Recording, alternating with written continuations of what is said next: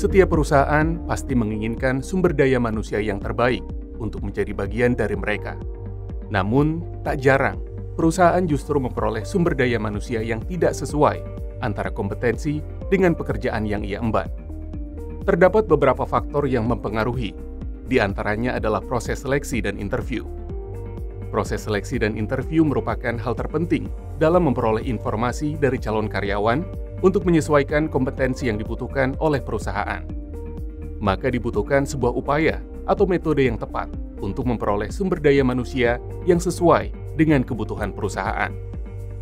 Dengan mengikuti kelas Kenali Calon Karyawan melalui wawancara berbasis kompetensi, maka akan memudahkan perusahaan dalam memperoleh sumber daya manusia dengan kompetensi yang sesuai dengan kebutuhan. Kelas ini dirancang untuk membantu peserta mendapatkan pemahaman mengenai proses rekrutmen, mulai dari tahapan ataupun proses hiring atau rekrutmen, serta dapat menerapkannya.